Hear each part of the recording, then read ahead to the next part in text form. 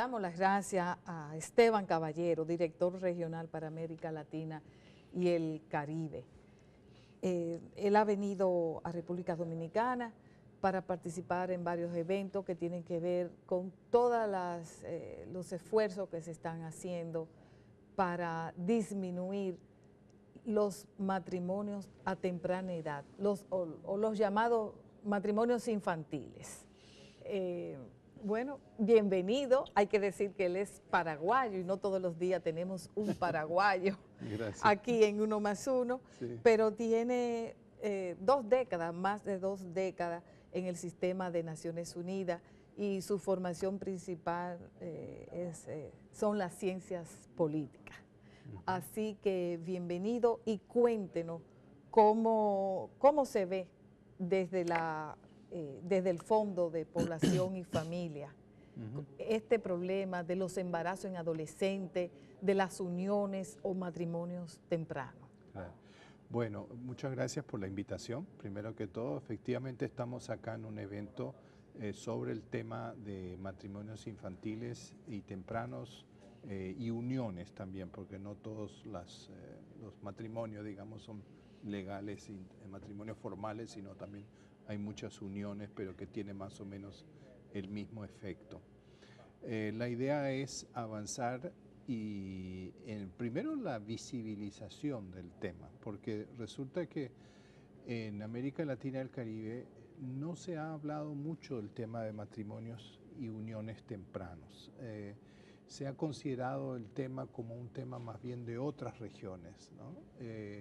Sin embargo, a medida que vamos extrayendo información se da uno cuenta que en realidad en promedio en la región hay un 28% de adolescentes menores de 18 años están en unión o casadas.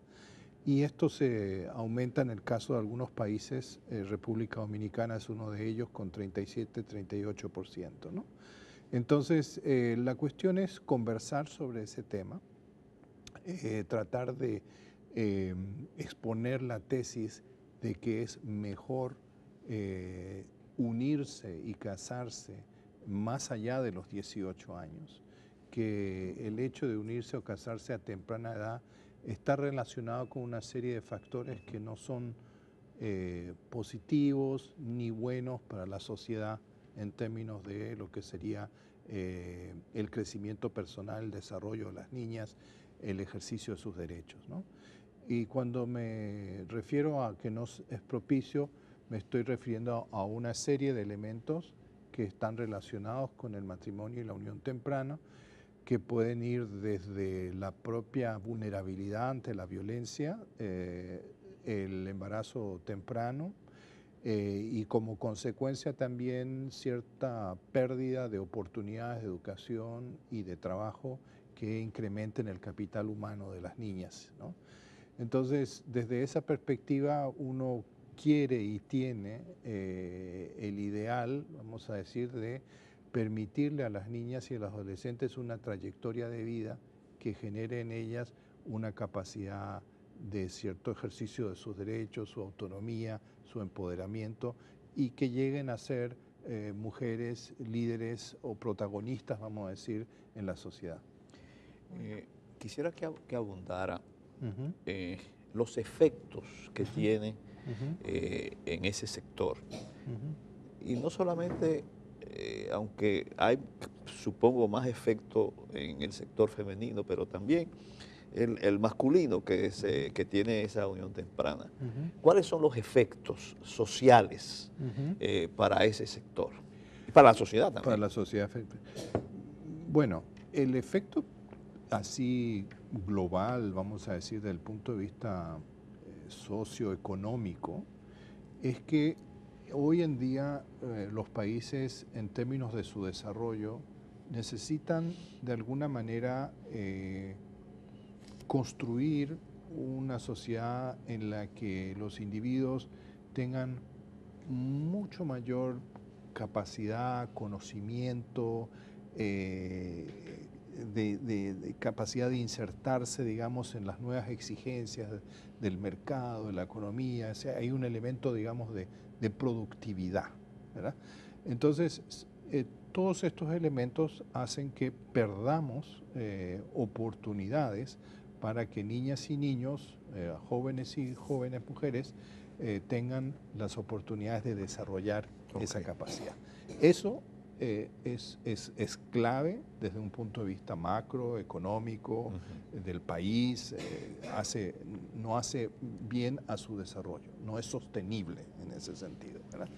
Eso sería el punto de vista macro. Desde un punto de vista más de qué queremos para las personas, es decir, queremos que las personas tengan la posibilidad de terminar un ciclo de educación, que tengan la posibilidad de conseguir un trabajo digno, queremos la posibilidad de que las personas se junten, se casen como un gesto y una voluntad propia, autónoma, de consolidar un proyecto de vida y no se vean insertas en esas dinámicas por motivos que no son realmente de su propio diseño, vamos a decir, ¿verdad?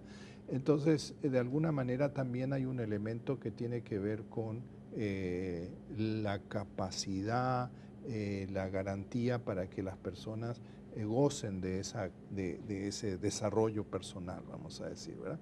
Ese es un elemento importante también, porque entonces estamos combinando dos cosas, ¿verdad? Una preocupación por un tema macroeconómico, pero también estamos preocupados por el desarrollo de las capacidades de las personas, ¿no?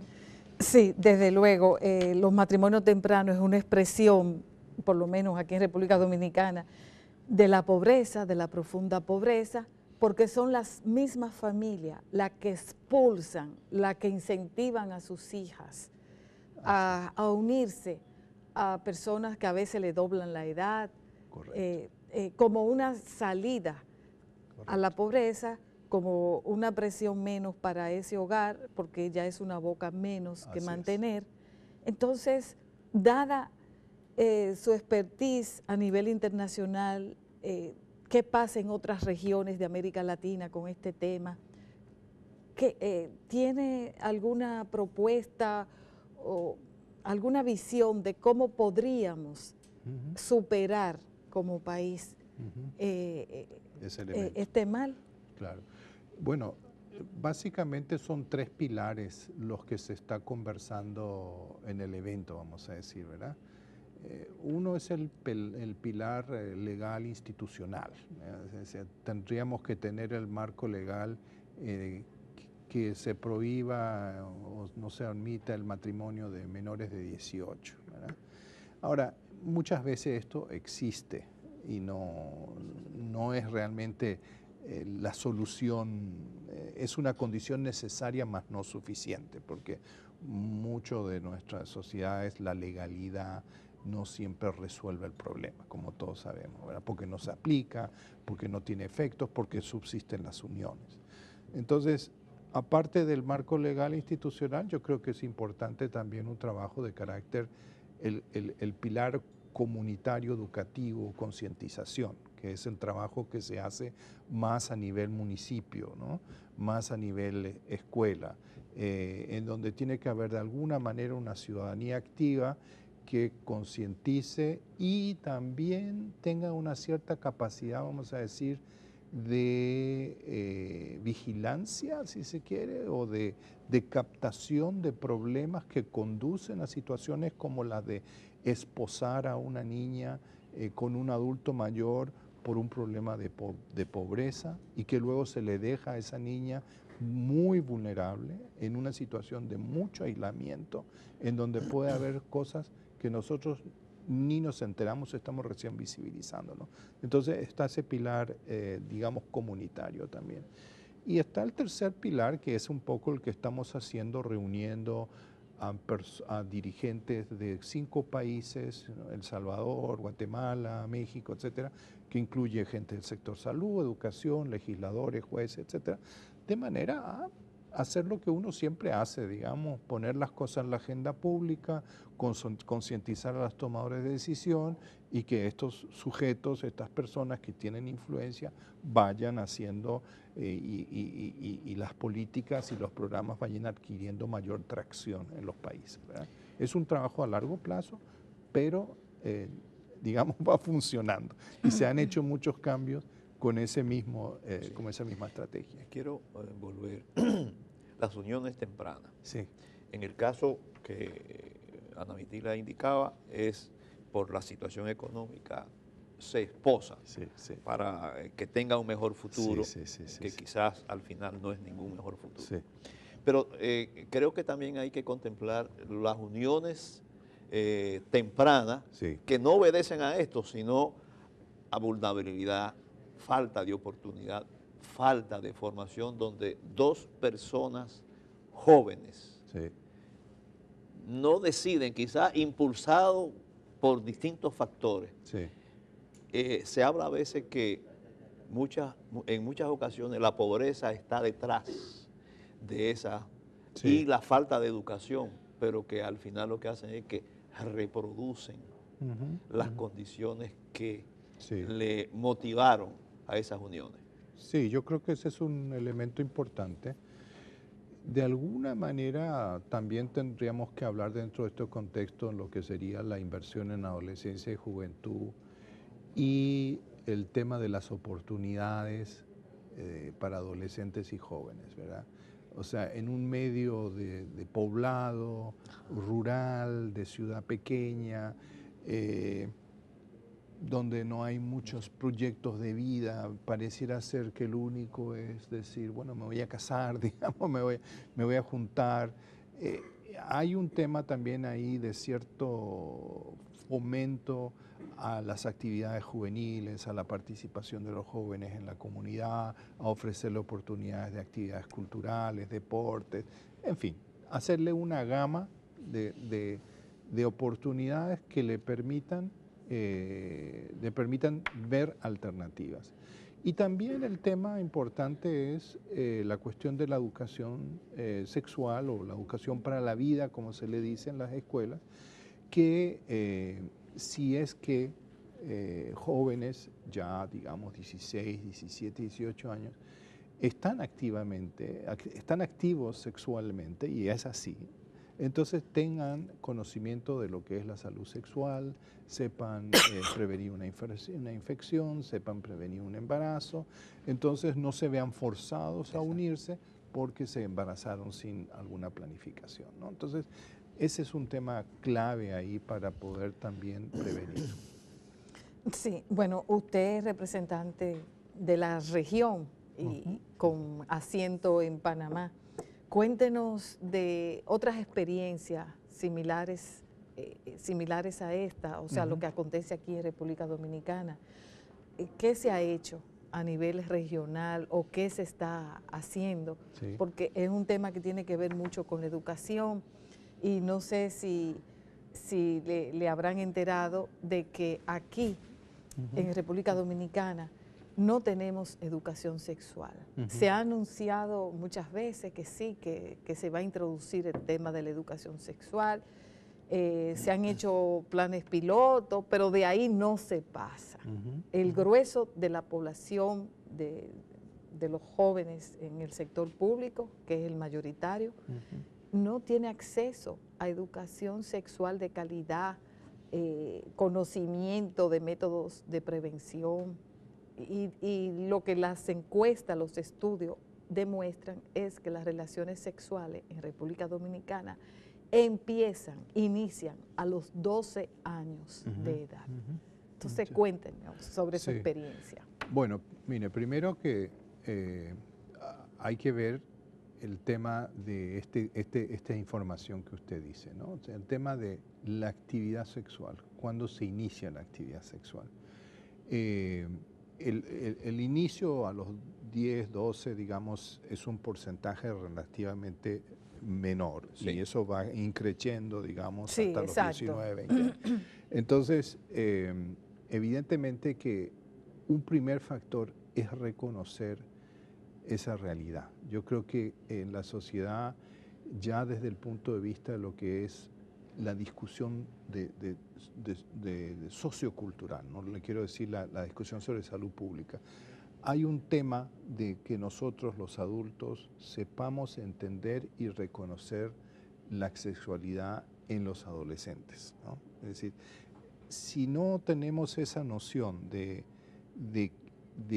sexualidad y adolescencia, si no la queremos enfrentar, si no la queremos entender, vamos a estar haciendo muy mal servicio a cuidar que esa salud sexual pueda, digamos, ser internalizada por esa población. Y en ese sentido, digamos, todo lo que tenga que ver con la educación para la sexualidad, desde el punto de vista de la escuela formal, sobre todo la escuela pública, que es la que llega a más gente, es un tema principal, mas no es el único, porque también tenemos que acordarnos que no es, los muchachos y las muchachas están recibiendo educación sexual a través de múltiples medios, sí, ¿no? Múltiples medios, algunos buenos, otros no tan buenos. Entonces no es una cuestión de que no exista, sino que no hay una aproximación, digamos, decantada de parte del Estado. ¿Ya? ¿Qué proyecto político tiene el Estado para implementar eso? Y sé de que eso todavía no se ha generado en el país, ¿verdad? Entonces acá es un trabajo, digamos, de los liderazgos políticos de tomar un poco el tema y discutirlo seriamente y tratar de llegar a algo que esté basado en evidencias, ¿no?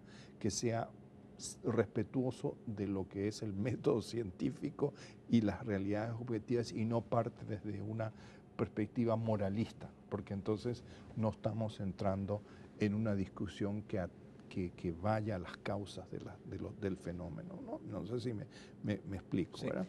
Entonces, eso me parece a mí importante. Aquí ha habido una gran resistencia, hay conciencia en muchos sectores de que hay que asistir a los adolescentes, pero hay una resistencia, sobre todo las iglesias, y aunque el Estado se proclama que es laico, nunca ha querido serlo. Experiencias positivas en la región de estados que asumen eso. ¿Cuáles son? ¿Cuáles son? Hay varias, pero podríamos mencionar Colombia, podríamos mencionar Uruguay, podríamos mencionar Cuba, podríamos mencionar también varios de los países, digamos, que consideramos desarrollados, digamos, hay experiencias importantes y una cuestión necesaria de enfatizar es que aquellos países en los que hay una educación sexual avanzada tienen bajos índices de embarazo adolescente, ¿no? Porque hay un... Eso científicamente comprobado, eso ¿no? Es correlacionado, eso, sí, correlacionado, ¿no? Está correlacionado ese elemento, porque eso un poco desvirtúa la idea muy de sentido común de que la educación sexual promueve la promiscuidad o promueve la actividad, mientras en realidad es al contrario, ¿no? Entonces, ese es un punto que es importante resaltarlo, vamos a decir, ¿verdad? Sí. Entonces, evidentemente que el tema de cómo encararlo en sociedades como las nuestras es un tema delicado, difícil, pero que se requiere conocimiento, porque también hay en la educación sexual, por ejemplo, muchas veces el problema también es que los docentes no saben cómo ejercerlo. También nosotros tenemos nuestros temas de cómo hablarlo, ¿verdad? Incluso con los hijos. Con los hijos, exactamente. Entonces, es un tema que requiere cierta preparación y cierto manejo conceptual, ¿verdad? Entonces tenemos que avanzar un poco en ese campo. En los casos de Colombia y Uruguay, específicamente, ¿usted recuerda acciones concretas desde el ámbito educativo, de cómo han abordado este desafío? Bueno, siempre hay como tres patas importantes, ¿verdad? Está el desarrollo del material, ¿verdad? Ese es un primer punto importante, o sea, todo lo que es el acervo de guías, manuales, el texto, ¿no? La orientación. Y está el tema de la formación docente, digamos que es la otra pata importante, y está el tema de la implementación a nivel de la escuela. O sea, son las tres patas principales de, como te puedo decir, transversalizar la educación sexual, ¿verdad? En algunos casos se ha querido encapsular la educación sexual dentro de lo que sería simplemente el trabajo de tutoría orientación, que es como hacer que la educación sexual se ponga como una orientación adicional al currículum. O sea, que no se trate como en una clase regular de la escuela. Eso es un paso positivo, pero definitivamente me parece que es mejor incluir el tema en la malla curricular y hacer que se trate como un momento, digamos, de la currícula en un aula, ¿no? Que puede ser sociales, civismo, salud, no sé, se puede ver, digamos, en qué materia específicamente. Pero yo creo que ese tipo de estructura, incluido en la malla curricular, con docentes capacitados y implementado a nivel capilar, por decirlo de algún modo, o sea, en la escuela, son los elementos. Y también, otro elemento importante, que esa escuela tenga una relación estrecha con la comunidad de padres, que sea la comunidad educativa, los tres pilares, padres, docentes y alumnos, los que discutan el tema, ¿no? Los que estén conscientes de la importancia de la cuestión, ¿no? Bueno, ya sabemos que la unión temprana es un gran problema de la población en América Latina. Sí. ¿Pudiera compartir con nosotros otros temas que para UNFA son importantes, Claro, como problemas medulares de la población en América Latina y el Caribe? Bueno, nosotros pensamos que un tema importante es la inversión en adolescencia y juventud. ¿Y a qué me refiero? Nosotros en América Latina hemos hecho un gran trabajo importante en un momento dado cuando nos fijamos en la necesidad de una inversión en la primera infancia. No sé si ustedes, o sea, la necesidad y la importancia de invertir en nutrición, estimulación temprana, salud, vacuna, para generar una fortaleza de base de la población, ¿verdad? Entonces, para poder usufructuar de las potencialidades desarrolladas durante esa primera infancia, hay que hacer algo similar en la etapa adolescente. Hay que también desarrollar un paquete de intervenciones que permita proteger y potenciar a los adolescentes y jóvenes. ¿Por qué? Porque estamos en una región, y en este país especialmente, muy joven. Exacto. Muy joven.